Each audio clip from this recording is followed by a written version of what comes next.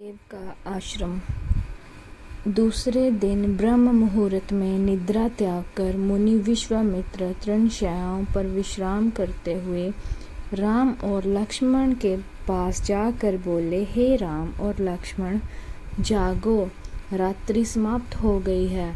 कुछ ही काल में प्राची में भगवान भुवन भास्कर उदित होने वाले हैं। जिस प्रकार वे अंधकार का नाश कर समस्त दिशाओं में प्रकाश फैलाते हैं, उसी प्रकार तुम्हें भी अपने पराक्रम से राक्षसों का विनाश करना है।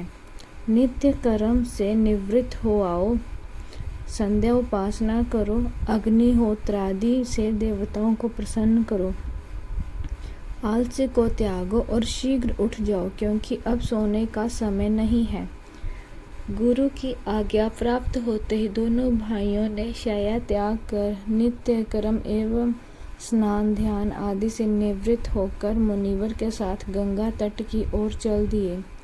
वे गंगा और सरयू के संगम, जहाँ पर ऋषि मुनियों तथा तपस्वियों के शांत व सुंदर आश्रम बने हुए थे, वहाँ पहुँचे।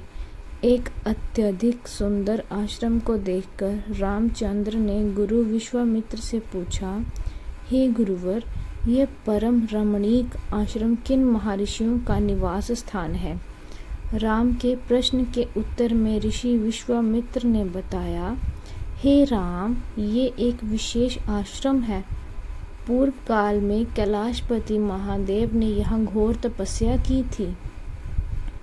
संपूर्ण विश्व उनकी तपस्या को देखकर विचलित हो उठा था। उनकी तपस्या से देवराज इंद्र भयभीत हो गए और उन्होंने शंकर जी के तप को भंग करने का निश्चय किया।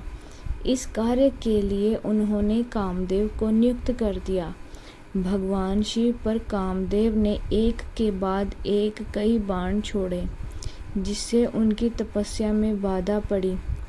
क्रोध होकर महादेव ने अपना तीसरा नेत्र खोल दिया।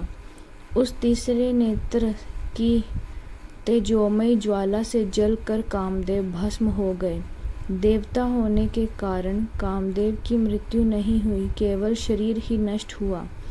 इस प्रकार अंग नष्ट हो जाने के कारण उनका नाम अनंग हो गया और इस स्थान का नाम अंग देश पड़ गया। ये भगवान शिव का आश्रम है, किंतु भगवान शिव के द्वारा यहाँ पर कामदेव को भस्म कर देने के कारण इसे कामदेव का आश्रम भी कहते हैं। गुरु विश्वामित्र के आदेश अनुसार सभी ने वहीं रात्रि विश्राम करने का निश्चय किया। राम और लक्ष्मण दोनों भाइयों ने वन से कंदमूल फल लाकर मुनिवर को समर्पित किए और गुरु के साथ दोनों भाइयों ने प्रसाद ग्रहण किया। तत्पश्चात स्नान, संध्या, उपासना आदि से निवृत्त होकर राम और लक्ष्मण गुरु विश्वामित्र से अनेक प्रकार की कथाएं तथा धार्मिक प्रवचन सुनते रहे। अंत में गुरु की यथोचित सेवा करने के पश्चात आज्ञा पाकर वे परम पवित्र गायत्री मंत्र का जाप करते हुए